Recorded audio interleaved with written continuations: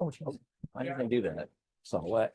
Thought the throw would make sense, and it didn't. It's like an airplane. I need to take over. Yeah. Cindy's like, "What are you doing?" No, you're good. It's 5 o'clock. Welcome to the zoo animal. I know. I literally feel like a lion, or no, I don't feel like a lion. I feel like a flamingo. Well. It's 1 hour. 1 hour. Okay.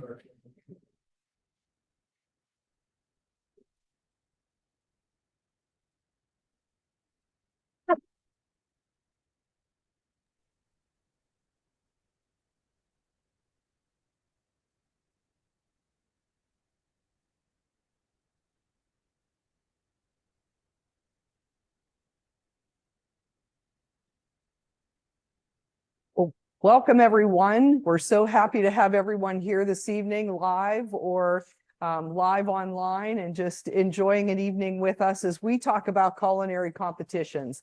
And so we have a panel for you this evening. We're going to ask them some questions for probably about the first 45-50 minutes. We're going to ask them questions, let them answer, and then time allowing, we'll open that up to some questions from the audience, both online and in person, and we'll let you know about that. So again, welcome and thank you for joining us this evening. And we're going to start out with letting our candidates introduce themselves. So I'm going to open it up to Chef Kokenauer and let him begin with telling us your background and history of competition experience. Good evening, everyone. My name is Keith Kokenauer. I'm the retired executive chef from the Duquesne Club, where I spent the last 30 and a half years before retirement. As a culinary competitor, I started competing often and young as an apprentice with hors d'oeuvre competitions through the Westmoreland County Community College. Then during my 3 years there, I competed in 2 culinary salons prior to going to the Greenbrier. At the Greenbrier, I worked with other chefs, graduates who were competing as their assistants. So I was not allowed to compete there just yet. Upon my graduation, I was permitted to compete in culinary salons, which I did at various cities, Charlotte, Washington, D.C. And then I was fortunate enough to be invited into the Culinary Olympic tryouts, which I did very well there, making the national team in 1990. There we competed in various international competitions throughout the world, Basel, Luxembourg, Frankfurt, Germany, and Berlin, Germany for the Olympics. Our team during that time also competed in Hotel Olympia in London. And we were fortunate enough and had a great team both for the 90 and 94 World Cup championships in Luxembourg, where we won both of those competitions back to back. After the 96 Olympics, I stayed on with the team as a team advisor and coach until 2003. Thank you, Chef. Chef Will Rayson. Ooh, that's a tough one to follow up. All right. My name is Chef William Rayson. I am a certified executive pastry chef. So my area of expertise is in the pastry kitchen. So my experience in competition has been at the local level, the regional level, the national level, and the international level. So I was able to compete for the Chaîne de Rôtisseurs Midwest competition in 2018. And then I moved on to the ACF regional competition in Buffalo, New York in 2019, which then propelled me kind of into the national ACF Pastry Chef of the Year in 2018 in New Orleans. And then that kind of gave me the steam to go to the WACS, the World Association of Chefs, in Toronto in 2019. So my experience is always pastry forward. The fact that I'm on this panel, I'm very excited, and I look forward to answering these pertinent questions. Perfect. Yeah. Chef Megan, we're going to move to you next. Hi, I'm Chef Megan, and I work at Del Fresco's in Pittsburgh. My experience with competitions is actually fairly new. I competed last year in locals, and then I actually won regionals in February. That's pretty much it. And last Chef Austin, last but not least. Yeah, hello. I'm Austin Dorn. I'm the executive chef at Del Frisco's Double Eagle Steakhouse in Pittsburgh. I started competing in some local ACF competitions and then started competing in the June Cummy Shenderota Shores competition. Did a lot of local ones and then moved on to won regionals and went to nationals. Perfect. Thank you for Yeah. that. So some of the questions we have hopefully cover some of the things that you're thinking or you're asking about competitions. And so one of those big questions that I'm going to first address to Chef Keith is, how do you know when you're ready to compete? And so Chef, if you could give us some ideas on that. Well, that's a good question. I think you have to have a competitive spirit to start with. I think that's most important. And you have to have a curiosity about gaining knowledge. I think that for me, that was the most important aspect. Competition really helped me to gain knowledge more quickly than just classroom and working experience. It was another added component of knowledge gaining and education.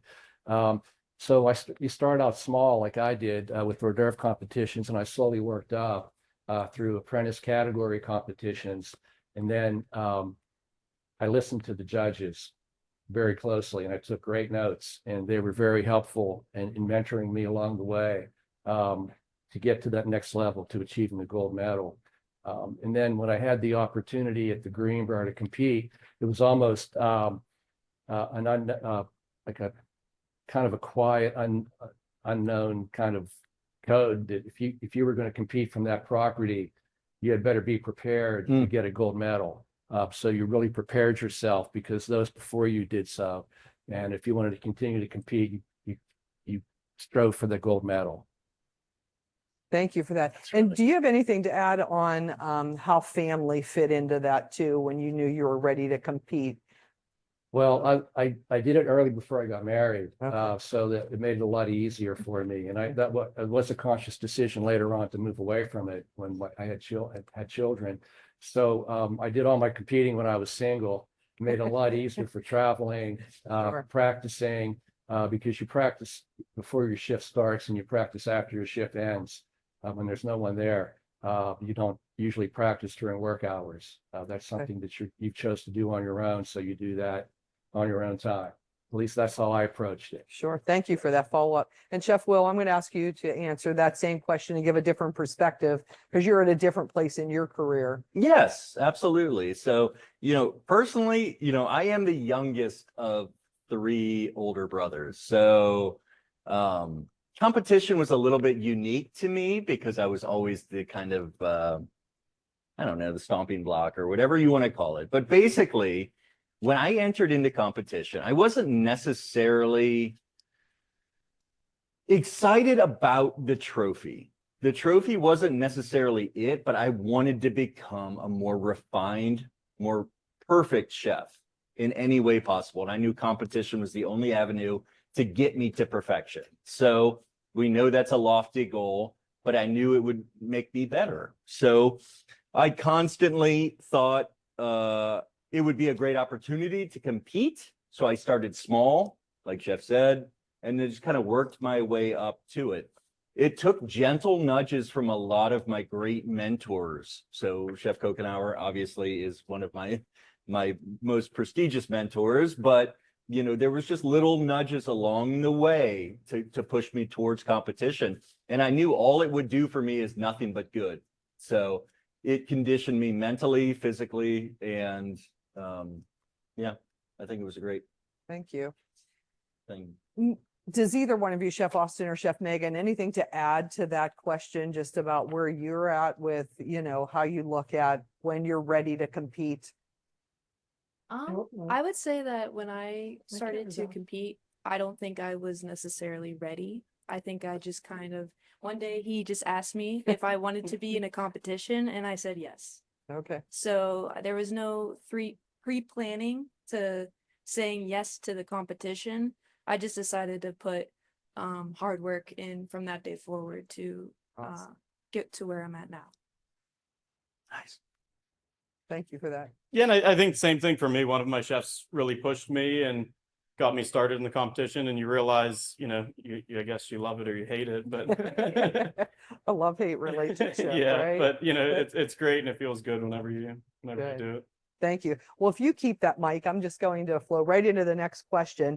So when you're planning your program in a culinary competition, what are some of the key components that you use to be successful?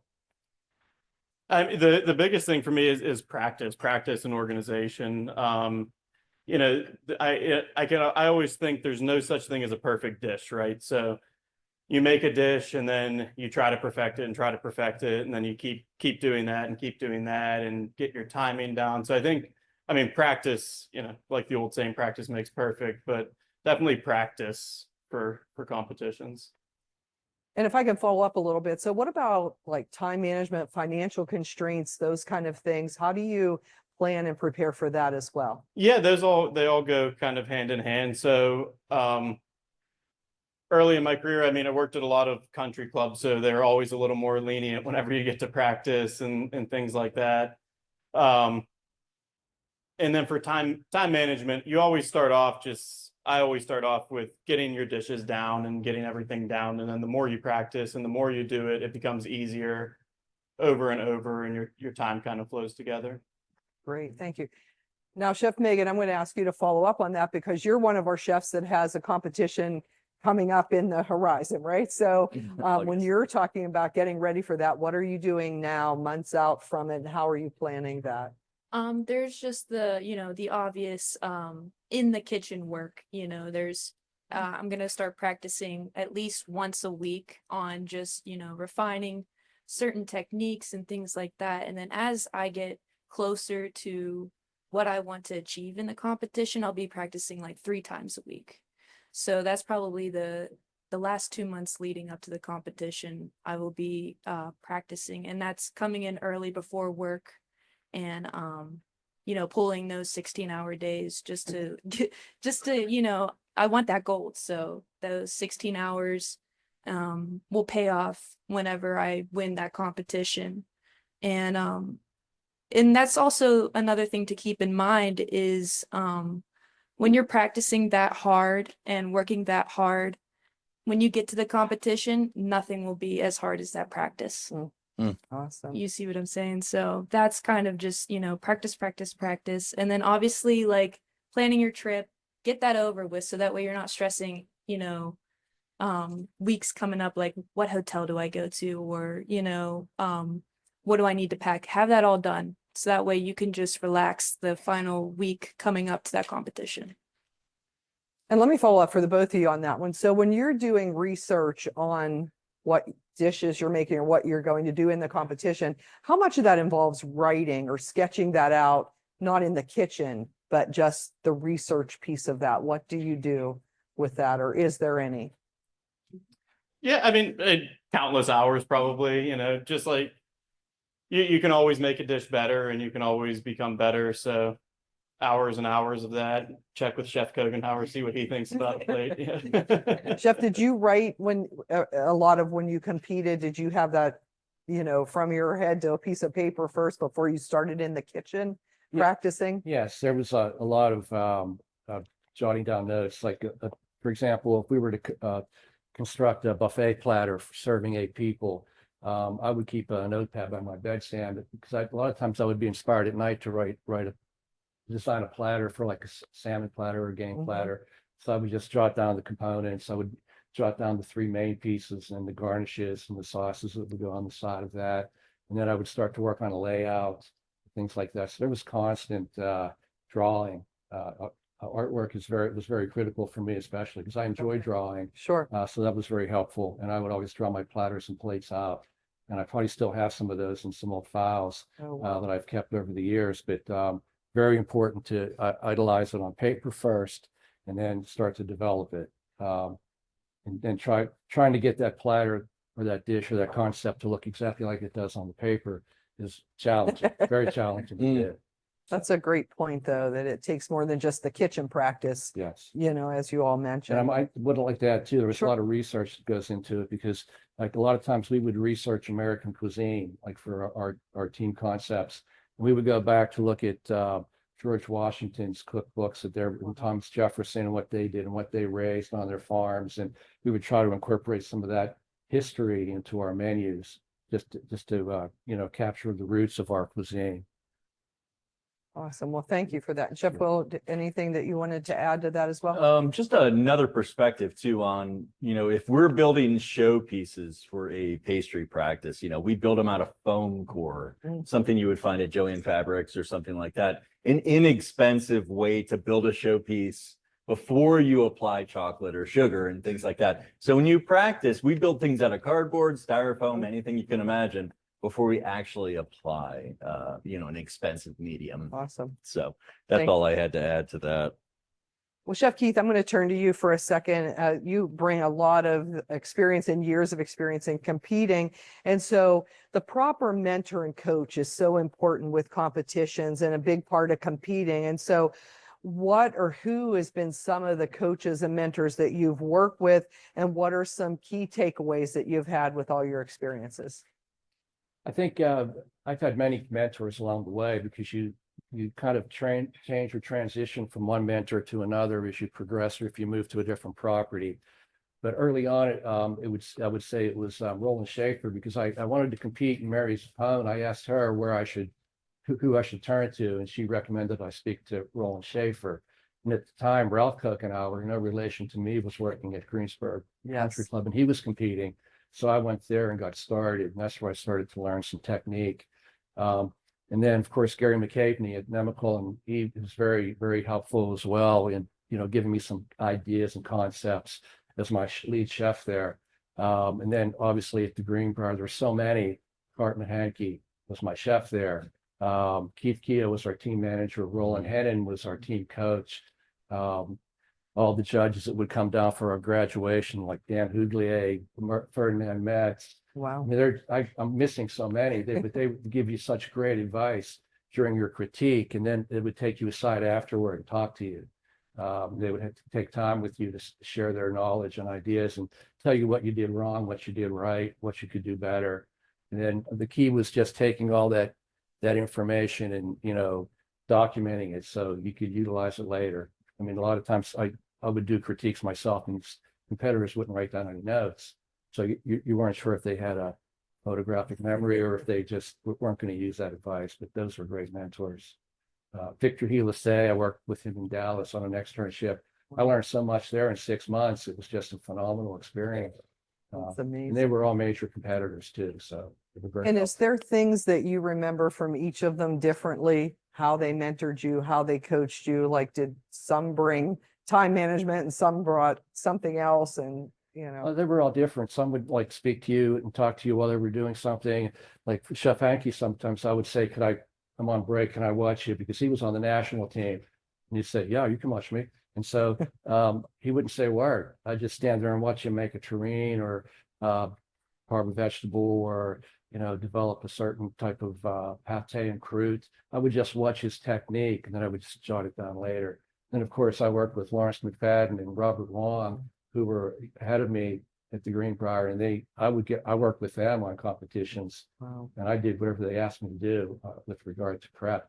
So those were great coaches and mentors as well. And Chef Will, I'm going to direct that same question to you, and just if you can add to it as well, how would someone very new to competing and maybe at their property, there isn't that opportunity, how do they seek out a mentor or a coach? Yeah, I mean, definitely looking at the leadership within the kitchen, making sure that you find the right candidate who has the time and the organizational kind of skills to give you a moment to help you grow and things like that. I'm not going to candy coat it. A lot of managers don't. In standard kitchens, a lot of managers maybe don't prioritize time. Great. It makes sense because they want to spend time with their family and things like that. So if you find a manager that is willing to stick around and help you, I think that is a great opportunity for you to compete, to train. Yeah, I think just kind of diving into that. Do you ever send communication or email or reach out cold call to anyone just to gain input, or is that something you would recommend? Or If you- I'm entering into a competition and Mhm. cold call someone, yeah, absolutely. Just I for mean, there's an advice, those kind of opportunity things. to reach out. I was very fortunate to have some awesome judges in my career. Joseph Decker from the Schoolcraft College of Michigan, like he really helped me refine my flavors. Derek Spenlove like helped me to design my presentation and things like that. It's like all of the judges are so important, and the mentors that we have to make us successful within the competition atmosphere. But it's making sure you have the support on your end within your place of employment. And I think you were exactly right. It's like you got to find the right manager that'll let you compete. And unfortunately, it's probably off the clock. So, If I Sure, could just sure. add too, you have to be a bit assertive as a young competitor. You need to pick up the phone and call a chef who's got the experience and ask him permission to come into your kitchen and talk with him or her, and maybe take something to them to show them. I recall going up to Nemacolin and with Willie Daffinger and Manfred Sander when I was an apprentice, and just watching them make pate and croûtes and things. And it was just a world of knowledge that I got in one day there. And they were very willing and able to share their experience with me. But I think that's a really key, just to not be afraid to call somebody and ask them if they can come in and get some advice, because many chefs are willing to do that. They're happy to do that. Right. Well, thank you for adding that, because I think sometimes there's that, Yeah. you're afraid being Apprehension. a younger competitor, new to competing, not just even in age young, but new to competing. And so does networking as well, like just being involved in, for instance, like an event like this and just having a chance to interact with chefs, maybe not in the competition arena, but just starting to build your network a little bit too. Would you agree? Oh, definitely. I know we have YouTube and all those things and social media, but there's something unique about the human factor of getting in there one-on-one with the chef and talking to them and watching them in person, asking them questions in person, understanding their human nature and how they are and what their personality's like. Because that leads to like some insight as to how they became successful. I think that's very important. And then you have that human touch, that contact where you're there with them, and they tend to be very, very open and sharing with their knowledge. Thank you. Chef Megan, I'm going to shift over to you. You talked about practicing and how that's how you begin and do a lot of practicing. And so knowing that that's an important aspect of competition, how were you successful in practicing and still staying present in your place of employment? So how do you merge the two of those? Just keeping a schedule, like if you have, certain days on the restaurant, either they're slow or there's nothing going on during a certain block. Because when you're practicing, like at least give yourself 5 hours, like max cleanup to start. You want to give yourself enough time to, look at the plates, critique the plates. Every time I practice, he would pull my plates aside, pick everything out, taste it, make sure it tasted good. That takes time too. So you really have to, come in early, or after service. It just really depends on, where you work and what the hours are like. And, you also have to be courteous to other people working in the kitchen if it's, before hours and preps there. So it would be a good idea to talk to your chef and figure out a schedule and stick to it. Treat it like a second job. So that's what I would say. Thank you. Chef Austin, do you have some additional information you'd like to add on that, or just about the other employees at the place of employment? If they're not competitors, how do you make sure that, we keep everyone still motivated and pulling the same direction? Yeah, one cool thing is we actually try to get our whole kitchen involved. Like our sous chefs taste the plates, our somm will taste the plates, our general manager comes down. We create a little panel of judges pretty much every time we do it. So we get the whole kitchen involved, and it, even though like there's not a competition going on, it creates that little competitive. And they feel part of it then. Exactly. So by the time like Megan was going to the last competition, the whole restaurant's rooting her on at that point. Yeah. So they're doing a watch party, right? In Yeah. the restaurant when she's competing. That's awesome. And Chef Will, I think, did you have a bit to add about practicing as A well? little bit. I always say, when we practice, obviously we want to practice how we play, but it's important to build a little bit of distraction into the mix. Every time I would practice, I would maybe go to a further freezer or something else like that to build fat into my schedule so that my timeline had a little bit of grace when I was to go to that place. Sometimes I would answer the telephone. You have to make sure you're working hand washing in. I mean, there are so many stringent kind of parameters to work into your practice schedule. So it's like Michael Jordan said, it's like we practice harder than we play so that when we start playing, it's muscle memory and everything just goes over. So the Awesome. practice is much more pertinent and important than, I don't know, I guess. Sure. No, that's good. It Very is what good it is. tips. But yeah, practice hard. Exactly. And I'm going to stay right with you a second and ask the next question. I do get to see this with you a lot, and something that you practice is physical and mental preparation when you're leading up to a competition. And so what are some techniques that you personally have used or you would suggest, and what helps and what is successful for you?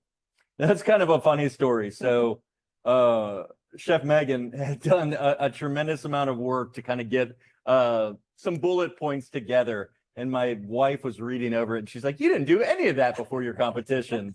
You didn't eat, you didn't sleep, you were a nervous wreck the whole night. And it's totally right.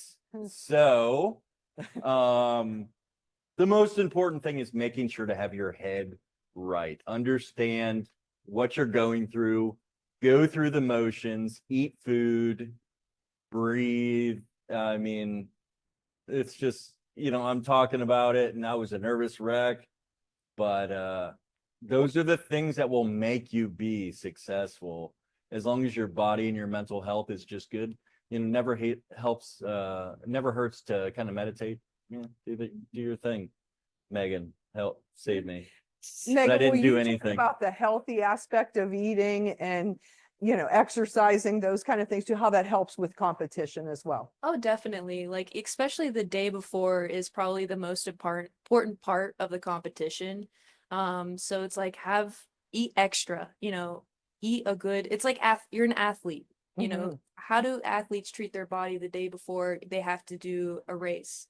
You think of it that way, because when you're in that competition, however long it's going to be long enough that you're not going to be eating.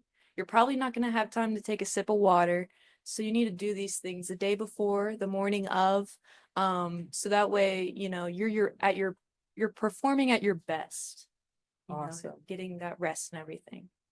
And Chef Austin, I'm going to ask you as well. Chef Kokenauer mentioned about, having his notebook and writing things down. So can you talk about packing lists and, just getting things from here onto a check sheet, or whether it's digital now or however that works? Could you talk about checklists? Yeah, that's very important. You have to have a list of everything you need. And there's little things that anything from like labels that you're going to walk into the competition with, whether it's like a compost label or a trash label that you'll have. I always suggest packing your own salt too, because you practice with a certain type of salt. So if you like Diamond Crystal or you like Morton, whatever you like, because everything that you make could taste a little bit different based off of that ratio. That's a good point. So that's always something important. Or like the type of pepper that you use even. Like I always packed small little pepper mills with my white pepper and my black pepper. And you may not even use it in a competition sometimes, but you know exactly what you like on some of those spices and things. Thank you. And Chef, I'm going to ask you as well, because you're a very organized person in general. So how did you bring that over to competition with your lists and being organized with competition? It's funny because organizational skills are so important that it changes your life. Even when you're not competing, your home is much more organized. Your garage is organized. It's just amazing how it affects your mindset after the competition. But we were very, very well organized with prep lists. If you were tying off terrains, you had your string pre-cut, so you weren't wasting time doing those things. labels, signs. We had containers for usable waste, non-usable waste, all ready to go, things like that. But for most of the competitions today, which are hot food competitions, like your hot food competition, you pretty much know what you're going to do when you go in there, except for maybe a few mystery basket ingredients that you're going to have to incorporate into your menu. So you should be well rehearsed going in there. You should have everything really totally organized. Certain competitions, you can even take in your own dish, like a category K competition, where you're going to be preparing, for example, rabbit. So you know what you're doing. There should be no waste left over. Everything should be ready to go, the proper containers to put it in, to cook with. There should be nothing extra there.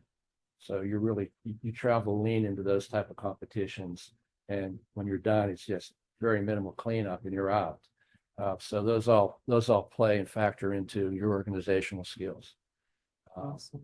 And just to touch on like the nerves you had mentioned before, I wanted to talk Yeah. about that. It's an easy way to forget things. You get nervous, but I mean, ultimately everybody gets nervous. I mean, no matter how many times you compete, you're still going to have nerves going in there. And for me, it was always just, I couldn't wait to get started, because then that would just leave immediately and you could just get into your routine and cook. You're cooking like you do in your restaurant every day. And you actually should feel at home once you get started. You should feel comfortable when you get in there and you're moving. That's a very good point. yeah. And just that stress and anxiety, handling that to Yeah. get to the execution of, starting to cook. Yeah. Was there anything else that you would suggest for new competitors or somebody that's thinking about it, just being able to handle, like, you practice in your maybe kitchen all the time? Would you suggest other places to practice and things there? Do you have any suggestions for that? Yeah, a few years back, I competed in a competition at it was Chef of the Year competition, and I traveled to New York to practice just to get into a strange kitchen. I went up to Chef Ed Leonard's kitchen in Westchester and Okay. practiced there. Did some mystery baskets with him just to get a different kitchen to work in, and also it got me out of my kitchen because I was pulled in so many directions. It was very difficult to practice during the week. Okay. I have to go in on Sunday to practice my day off, and it was very hard to stay focused during the week. So when I went up there, it was much easier just to get away. Then I got a good critique as well Okay. on my technique and my execution. That's an awesome suggestion. Have any of the other chefs, have you taken your practice to anywhere else? And what was that like when you did that? I actually went to like a couple blocks down. I went to the Rivers Club downtown, and I worked with Chef Bryce, and I worked in his kitchen. It was a great experience. Their layout was completely different than the kitchen I'm used to, even different from the competition, but it was kind of it was a good experience because I was around people I had no idea what their names were. I was cooking and they were, coming over and looking at what I was cooking. So it felt like I was in the competition. So it gave me that good experience. I would say definitely get out of your element. Awesome. Like, I'm going to address all of you now on the next couple questions, but and I'm going to leave your most rewarding moment to the end, but I'm going to talk about for a moment. Sometimes we learn more from our mistakes than we do from our successes. And so could you describe, and I'm going to start with Chef Austin, just something that maybe didn't go the way you had planned in a competition and how you learned from that and how you overcame it? Yeah, I mean, the biggest thing is don't be afraid to lose either, because I lost a lot of competitions too. But it pushes you harder to win after that. I mean, one thing that went wrong for me, I didn't practice enough on one of the competitions, and one of my chocolate desserts seized up, and that kind of everything trickled down from there because you're rushing to fix it and go from there. But then the next one, you refine the recipe and practice. Yeah, I'd say the biggest thing is don't be afraid to lose, because after it's all done, a lot of that stress kind of leaves anyway. So it's a lot of stress leading up to. Then I always said after the competition was over, I was like, all right, I don't care what happens now. Obviously, I want to win, but all that stress is gone. And you have it under your belt then too, that you've made it through a competition. Yeah, and right? then it gets easier. Sure. Chef Megan? Just going off like the last competition, I was making whipped cream and it turned into butter. And I know all the floor judges definitely saw that it turned to butter, but it's just you got to clean it up, start over, and don't focus on the fact that you've made a mistake. Focus on how you can fix it while doing the other a million things you're doing. You just got to keep a level head. Things are gonna happen. Just think of like the service. If you work in a kitchen, mistakes happen all the time. How do you fix it there? You don't, you don't get, flustered, and you just fix it, right? So just, you have to be militant with yourself, and be honest. Awesome. Chef Will? Yes, when I was competing for the wax semi-global chefs of the Americas in Toronto at Humboldt College, and there was something that I continue to preach to my students is like, use the time that's allotted to you. So if you finish early, that is a big problem because your judges are going to destroy you for that. So I was given 8 hours and I finished in 6. So that was one of my biggest mistakes because I left 2 hours on the table. So we had to do a giant chocolate showpiece, an entremet, and a plated dessert. And the fact that I didn't utilize the last, maybe not 2 hours, hour and a half, but I left time on the clock. So the judges were pretty harsh on me, and it makes sense because I would be harsh on myself as well. So that's my biggest critique. If you're given time, don't leave it. So Awesome. And Chef Keith? That's a good question. I want to go back a little bit with regard to competitions, like cold food competitions, when we had to put aspic on food for presentation. You're all familiar with that. You've seen that. And my technique at the beginning was very poor. So my first culinary salons that I did while an apprentice, I was scored down considerably because of that. And when I got to the Greenbrier and saw how it was supposed to be done, when they showed the technique that was so simple but so critical, it just changed the game for me. It elevated my cold food scores. They went to gold medal. Food lasted for hours. It still looked great sitting out. But now the competitions are really moving more toward hot food competitions. So I'd say probably the biggest challenge in any hot food competition early on for me was timing, making sure I had the first course up at the window when the window opened, and making sure I followed through and paced it out just right so I didn't overcook proteins. I tended to undercook protein a little bit early on, and I had to work on that timing issue. That was most important for me. Awesome. Thank you for that. And I'm going to go ahead and ask you the next question. Maybe it is a win, maybe it isn't a win, but what was your most memorable highlight of your competition experience? And I'm going to ask the rest of you as well. That's a good question. You probably have so many, Yeah. but when you Well, think back, well, I would say probably coming back with the World Cup from Luxembourg the first time. That was, wow, like no other, I'm sure. and then we won it again the second time around as well. So that was really icing on the cake. Those two were very satisfying victories because it's hard to go back to the same international competition and win. Yes. But they all had their moments of great memories. But the overall, I think the greatest satisfying feeling was the camaraderie of the team and the friendship, those chefs we had together. Okay. So Chef Will? not trying to be cheesy, but so 2018 down in New Orleans, the fact that like we drove the entire way, my wife and I, we drove all that postage down, sheets of rain, blah, blah, blah. We got there. We performed very well. The fact that I won in New Orleans was a great experience. And then we didn't sleep that night. So we had to leave that night because I had to get back to work for the next day. So I drove 16 hours through the night. And then my wife and I, we got back, we got everything unloaded. I got a little bit of sleep. And then I was sitting there frying donuts, and Chef Kokenauer rounded the corner and he said, "Great job, man." And like, that was one of my most favorite moments. Yeah. That like, I kind of walked away and I got a lot of accolades for Pastry Chef of the Year, but like that was the one that I remember. It's just like just getting back to work and your work just recognizes that you're doing well. And that's important because a lot of work doesn't support competition. So the fact that my work did, it made me feel very special. That's awesome. So, yep. Chef Megan? Just the connections I've made. I wouldn't be sitting here if I didn't compete. I met a lot of people. I will continue to meet a lot of people. It'll only elevate me, make me better, in my career going forward. So I would say, the people I met. Awesome. And Chef Austin? I think pretty much same thing there is just the camaraderie that you build, the chefs that you meet, the networking, the groups of people that you meet. I think it's people who have helped me through my entire career, given me guidance. So I think it was, that's the biggest thing for me.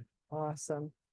Well, y'all did a great job on the questions that I had, and I think I'm going to open up to the audience here. One thing I'm going to remind you is please ask questions that are good for the group. If you have a specific question about your personal competition, you will have a chance to have contact numbers and those kind of things to get your specific question answered. But if you have one that would benefit us all, we'd love to hear your question. Then we'll take a few and then we'll move to some online questions. We have time for that. So anyone from the audience have a question?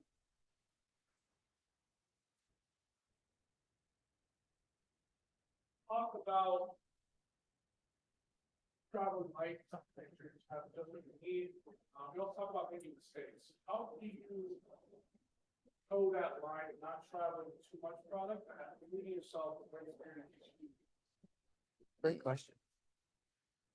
Any one of you can take that. So the question was, how do you balance between taking enough product to make sure that you're successful, but what was the second half? Also, leave yourself. Leaving yourself room for making mistakes, but traveling light enough that Yeah, you don't I have was pounds and pretty pounds. good about, I always used cryovac bags. So if I had a Jaconde, I always talk pastry, but if I had a Jaconde, I would use a heat sealer and I would make it like a caterpillar. I'd be like almond flour, eggs, sugar, AP flour, and then seasonings. But I would seal them off so the judges would not discount me. Those are not incorporated ingredients, but I would have an entire recipe in one cryovac bag. That's an And awesome then tip. I would just snip up the side, or I would snip whatever I needed and then just dump it in the bowl. And that would help me to pack very, very light. And I would just have constant recipes. Jellies, pectin, glucose, puree, anything you want. So that was it. Sorry. So a vacuum sealer is definitely, or whatever. Yeah, heat sealer Heat and a sealer, vacuum sealer. vacuum Yeah. sealer. That's something that all of you used as well? Oh, yeah. Yes. I would say short of not making a mistake. That's probably the best approach. That's And then depending on how many portions you're competing within, like is it 2 in a category K or 1, or is it 4 at the Shen competition, or is it 120? Then you might want to build a little extra in. Maybe if you're preparing for 4, you could have maybe enough for 1 more portion of vegetables or something. But I think your proteins have to be pretty close. You're not going to get a lot of extra protein in the mystery basket anyway. So you just have to really focus. And that's critical. I mean, when you get into a competition, you have to have your game face on. You've got to block everything else out. Any other distractions you have, you got to put aside for that hour or 2 hours and just focus and make sure you don't make too many mistakes. Really, it really comes down to that. I mean, if you're making a ton of mistakes and you're not ready to compete yet, so you really have to, it adds a little bit of stress to the whole scenario, but you really have to focus on perfection and really getting close to it at that level. And Chef, when you traveled with the team, was there a certain poundage you were allowed to take as a team too? Isn't there restrictions on that or It's no? probably different now because the flights and the restrictions are greater, but we took coolers with us. Like, for example, when we go to Europe, to like Luxembourg, I had my terrines already made for the cold table, cold salon, and I had those packed in ice. And I made the terrine and I wrapped them in plastic wrap and I sunk those in gelatin so they wouldn't move, sealed that down. And then that way they didn't get banged around or broken. And then you still had to check them when you got there. And if you had to remake them. That's all. I recall pastry chefs had special boxes made that Mhm. fit the overheads with all their little pastry pieces. And they were all put in like styrofoam with pins to hold them in place. And they were carried on. But now a lot of the, like, you can't take dry ice or anything now.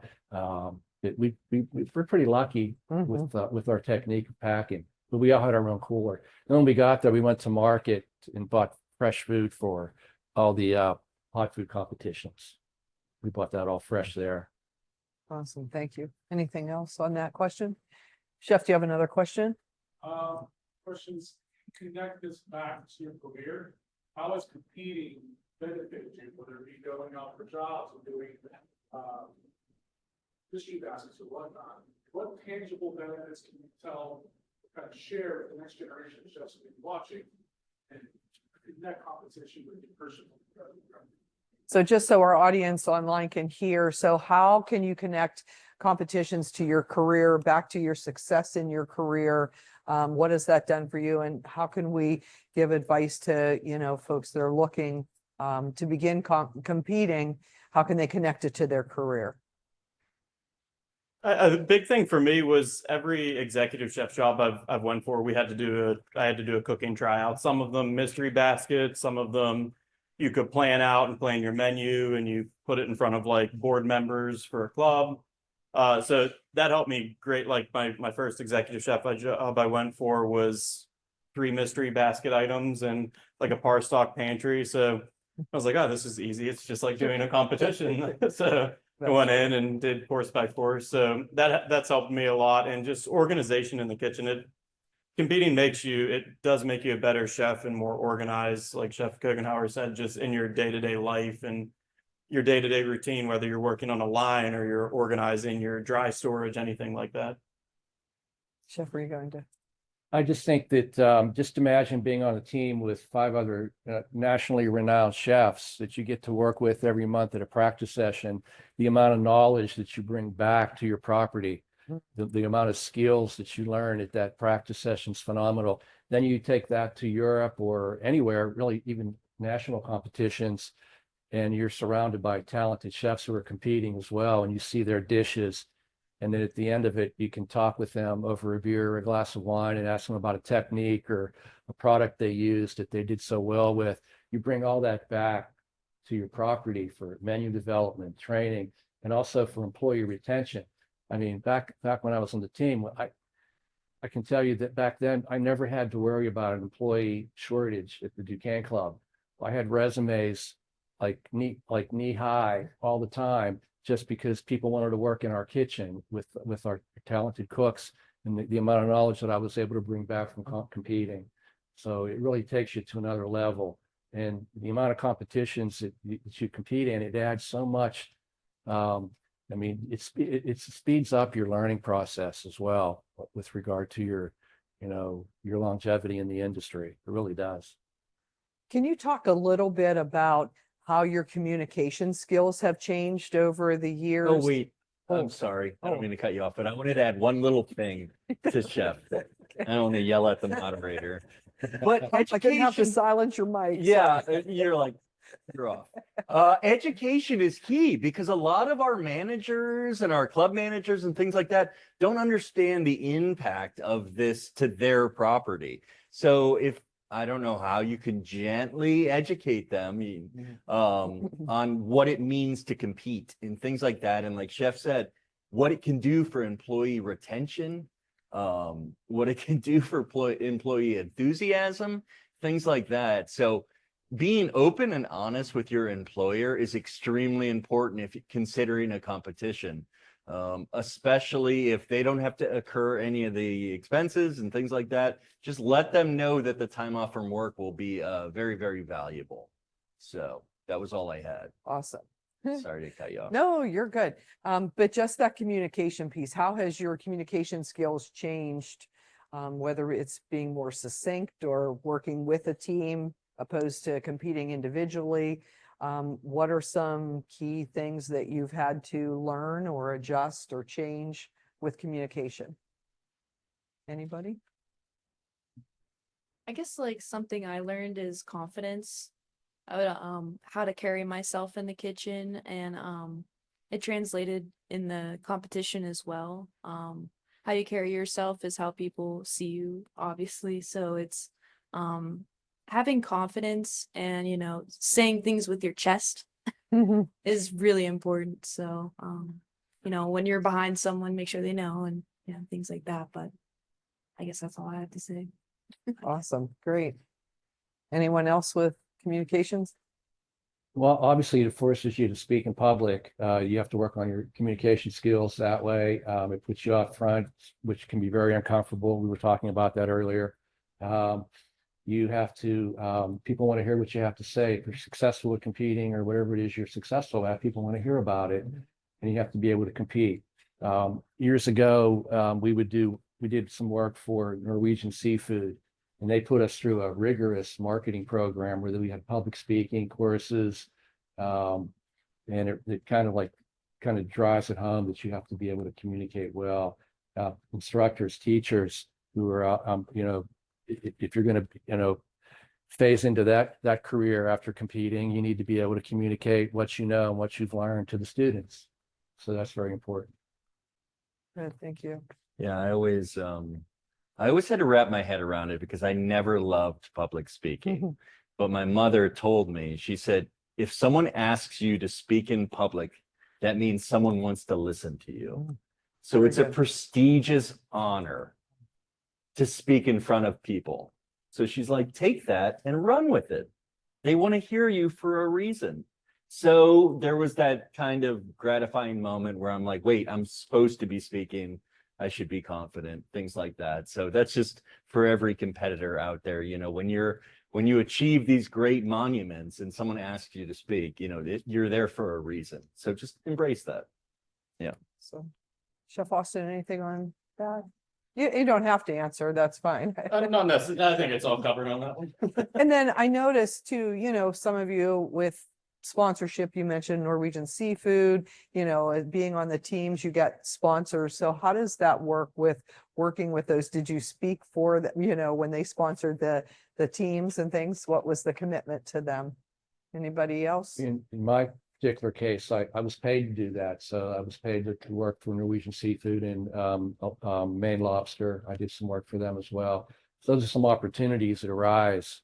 But we did a marketing program with Norwegian chefs. We went to Norway and traveled all over Norway and looked at all the fish farms and did all those kind of things. And we got very good training on their product lines and things like that. Then we traveled all over the United States with Norwegian chefs who came over, and we worked as a team. And it was a great experience to do that.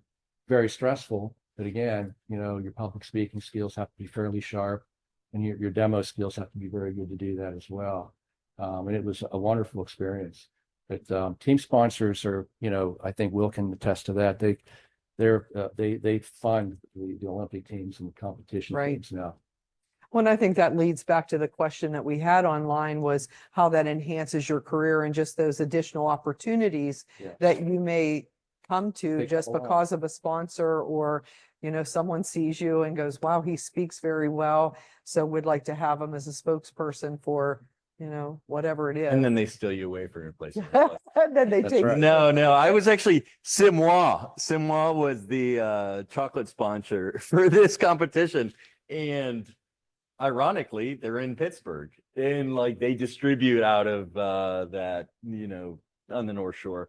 And the fact that I could get in touch with the Simois representatives and taste their chocolate and things like that, it's it felt really nice to interact with the sponsor a little bit more than just saying, oh, I have Dansko shoes on or something like that. So yeah, it was good to see the sponsorship and make their money feel validated. Sure. Jeff, you have another question for the? One last question. Hey. What is your next stretch goal, whether in competition or outside of the competition circuit? And the question is, what is your next stretch goal that you have? What do you want to do next? Go on a big trip. Everybody's in a different career spot too. So the answers will be a little bit different from the panel, but Chef, we'll start with Chef Austin. Yeah, next goal for me, it's been a little while since I've done an ACF competition, so I'd like to get back into that and continue competing. Awesome. Grand Rapids, Chef of the Year, 2026. I'm competing in Buffalo in August, so that's my next goal is to win that. Unfortunately, I think I age out of this specific competition, so I won't be able to go to internationals. So from there forward, I'm gonna try and find other competitions that I can go to. So. And just as you're answering that too, can you let the audience know where do they go to find competition experience? Do they just Google it or not? But I mean, where the competitions are. Yeah, I mean, acfchefs.org, has a great kind of database of competitions, but WACS, the World Association of Chefs Societies, also has great competitions. A lot of your local chapters, we have the ACF Pittsburgh chapter represented here and the ACF Laurel Highlands chapter. These are all your representatives that you can reach out to, and we can put you in touch with viable, sustainable competitions in your region. So Cleveland, doing an awesome job. Love Cleveland. I'm from Ohio. Boo. No.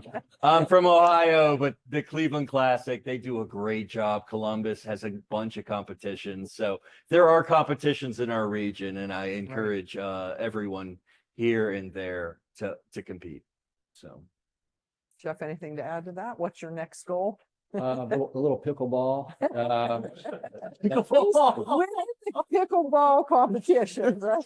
Get real serious. Yeah. A lot of traveling, yard work. I'm retired, so I'm trying to phase that into my life and do some things like that. That's awesome. I'm active with the honorable order of the Golden Toque and our local chapter. I get asked to do certain things occasionally around the country, which I'm selective about. And, I try to stay active that way. That's awesome. Yeah. Well, we've reached the end of our time. It wraps up our panel discussion. We hope that what they've brought to you helps you to prepare and organize and ultimately win at your competitions. And again, we just appreciate all of you for Thank you. your time. Thank you. And thank you to those online that joined in. And I think they'll get some information out to you with some contact or be able to. I was about to say, sorry, do go they ahead. have our contact information? Oh, Anyone perfect. that watched online. This is also going to be put on our ACF chapter page, which we'll share on the chef table form as well as the emails. So the information will be shared out. Check ACF Pittsburgh chapter, Laurel Highlands chapter, and they'll get you in the right direction if you want the reporting or want to look at it again or get additional information. But thank you to everyone. We appreciate you. Thank you. Thanks.